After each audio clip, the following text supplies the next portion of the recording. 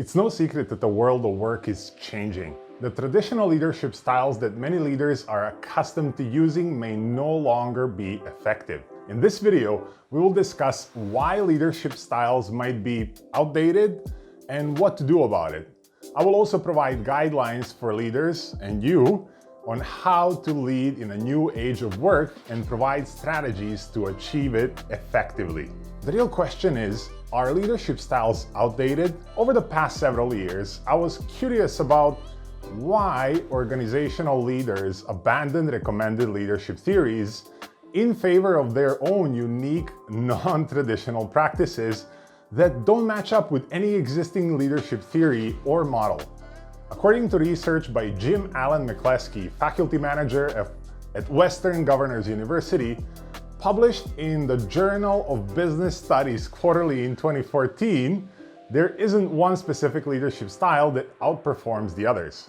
This often leads to different interpretations of what effective leadership looks like from academe and those who practice it within organizations. Leaders today do not stick to one leadership theory, but choose certain aspects from many different theories and create their own unique leadership style. The root issue that traditional leadership styles are not well equipped to deal with the organizational challenges of the 21st century, such as technology, globalization, and transparency. This has led to a decrease in the effectiveness of today's leaders. In recent years, there has been a shift away from the traditional top-down leadership models to a more human-centered approach. But what does that mean exactly? I've ran into this concept with companies like Experience Innovation Network and Josh Bersin Company started publishing research on the topic. Human-centered leadership helps members maintain and improve their physical, emotional, and mental well-being so they can feel respected, empowered, and trusted. To understand how this approach can go beyond just a theory, we can categorize leadership model into two different categories: business-centered and human-centered. Why do we need to shift our focus from business to people? In the business-centered leadership, leaders focus on growing and improving the business, optimizing, innovating, and finances. In the human-centered leadership, leaders focus on recruiting, developing, coaching, and helping people grow. This helps leaders understand how people can solve problems, be creative, and thrive even in the most challenging times. Would the businesses be able to survive if we just maintain human-centered leadership focus? No. Leaders need to pay attention on both areas. It's just the fact that we've been focusing mostly on the business side aspect since the dawn of the industrial era, and in the past 2.5 years, we've realized that won't work anymore. Challenges with heavy workloads, logistics, and supply chain issues, the need for scale, all brought us to the point where people are just overwhelmed beyond measure. So how do we nurture human-centered leadership? All the challenges require us to shift our mindset and truly enable leaders to develop new capabilities and behaviors. There are several ways you can use to develop yourself in a leader for the post-pandemic era. The Big Reset Initiative, a project of the Josh Bersin Academy, influenced this list. Learn from your people. There's no better way to learn about yourself than from your team members. They can provide you with deep insight into how you behave, how your skills are, what you do on a daily basis, and whether you do it right. One of the most powerful ways to get that information is through a 360-degree feedback. This type of feedback includes your peers, people in your team, and yourself. Learn from other leaders. I've always been influenced by the senior leaders in any organization I was a part of. Knowledge and experience brought wisdom to people over the years, and being mentored by those people can speed up your progress. Besides mentoring, finding role models among senior leaders in and outside of your organization can transform how you lead people. You can absorb some of the best practices they follow and bring them to your team. Learn from yourself. I've realized this through the years of practicing self-reflection.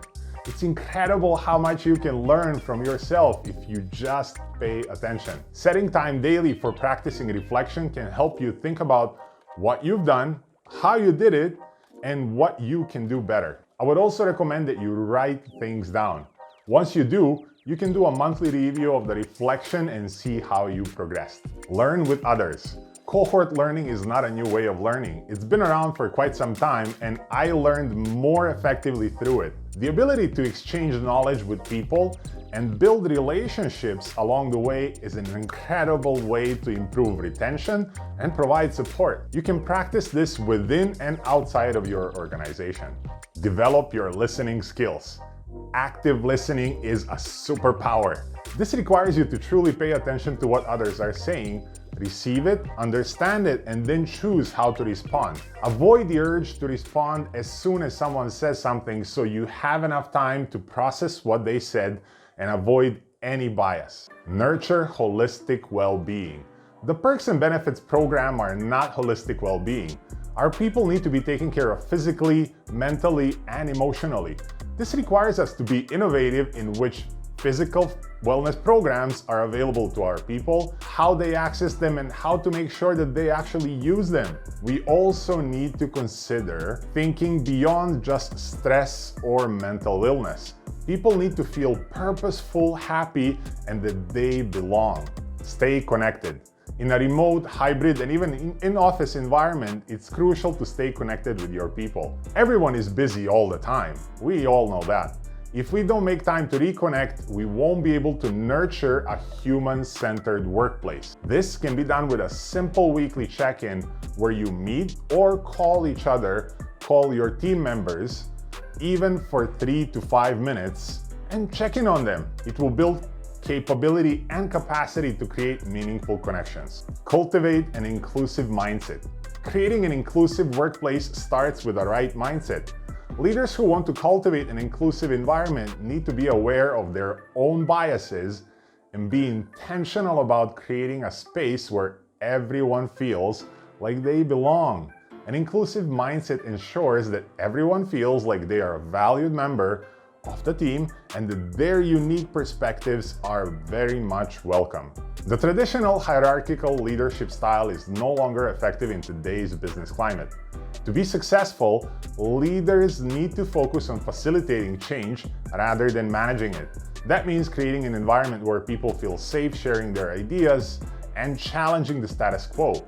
It also means nurturing holistic well-being and cultivating an inclusive culture.